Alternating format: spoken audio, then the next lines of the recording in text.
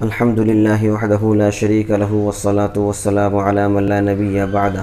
امید کرتا ہوں ناظرین کرام آپ سب خیریت سے ہوں گے۔ قربانی کے تعلق سے 3 مسائل ہیں۔ نمبر 1 تو یہ ہے کہ کیا عورت بھی قربانی کا جانور ذبح کر سکتی ہے یا نہیں۔ دوسرا مسئلہ یہ ہے کہ قربانی کا جو گوشت ہے اس کو تقسیم کرنے کا کیا طریقہ ہے، کتنے حصے اس کے کیے جائیں۔ اسی طریقے سے تیسرا مسئلہ یہ ہے کہ جو صاحب نصاب ہو، جس پر قربانی واجب ہو گئی ہے لیکن اس کے پاس پیسے نہیں ہیں، قربانی واجب ہے، وہ صاحب نصاب ہے، اس کی صورت یہ ہے کہ اس کے پاس سونا چاندی ہے، اتنا سونا چاندی ہے جو نصاب کو پہنچ رہا ہے، تو ظاہر سی بات ہے کہ اس کے اوپر قربانی واجب ہو گئی، لیکن اس کے پاس پیسے نہیں ہے، نقد رقم نہیں ہے جس سے وہ قربانی کا جانور خرید سکے، تو وہ کیا کرے، اسی صورت میں کیا حکم ہے۔ پہلا مسئلہ جو تھا عورت کے متعلق، تو اس کے اندر یہ ہے کہ عورت بھی قربانی کا جانور ذبح کر سکتی ہے، اس میں کوئی تخصیص نہیں ہے کہ مرد ہی قربانی کا جانور ذبح کرے گا تو جانور ذبح ہوگا، ایسا نہیں ہے۔ عورت بھی اگر جانور ذبح کرے اور وہ ذبح کرنا جانتی ہو تو عورت بھی ذبح کر سکتی ہے۔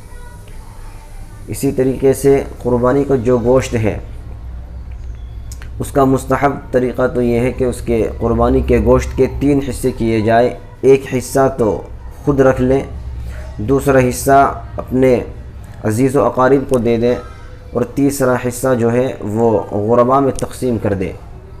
یہ صورت جو ہے 3 حصوں میں گوشت کو تقسیم کرنا اور ایک خود رکھنا، ایک غرباء کو دینا اور ایک اپنے عزیز و اقارب کو دینا، یہ مستحب ہے، ضروری اور واجب نہیں ہے۔ یہ خوب اچھی طریقے سے سمجھ لے، یہ ضروری اور واجب نہیں ہے۔ بعض حضرات اس کو ضروری سمجھتے ہیں، واجب سمجھتے ہیں، اس کو نکالنا ضروری سمجھتے ہیں کہ غرباء کو دینا ہے، ایک حصہ عزیز و اقارب کو دینا ہے، ایک خود رکھنا ہے۔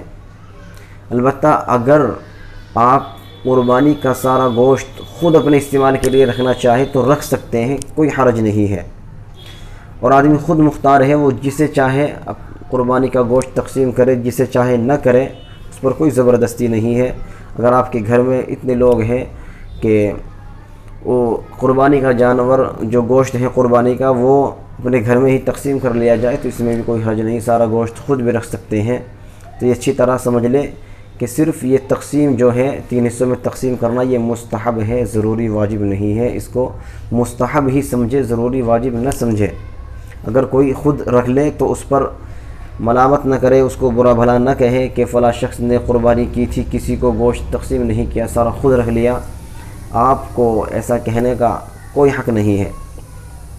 اسی طریقے سے تیسرا مسئلہ جو تھا کہ ایک شخص پر قربانی واجب ہے، اس کے پاس سونا چاندی تو ہے لیکن پیسہ نہیں ہے اور اس پر قربانی واجب ہے، تو اب وہ قربانی کس طرح ادا کرے، کیا اس کے ذمے سے قربانی ساقط ہو جائے گی؟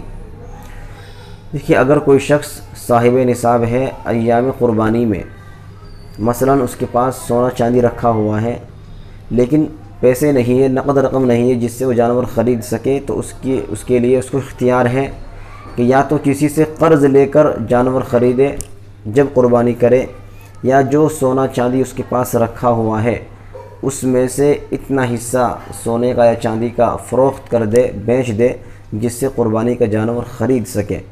صرف یہ کہہ دینے سے کہ میرا حساب نہیں ہے، بوت نہیں ہے، یہ کہنے سے قربانی ذمے سے ساقط نہیں ہوگی۔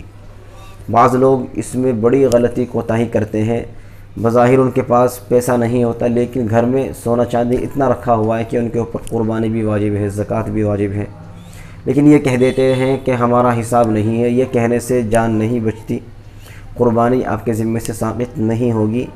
اس لیے یا تو آپ قرض لے کر قربانی کریں، یا پھر جو آپ کے پاس مالیت رکھی ہے، سونا چاندی رکھا ہے، اس کو اتنا فروخت کر دے جس سے آپ قربانی کا جانور خرید سکے۔ اللہ تبارک و تعالی ہمیں دین کی صحیح سمجھ عطا فرمائے اور صحیح طریقے سے اللہ تعالیٰ کے احکامات کو پورا کرنے کی توفیق عطا فرمائے۔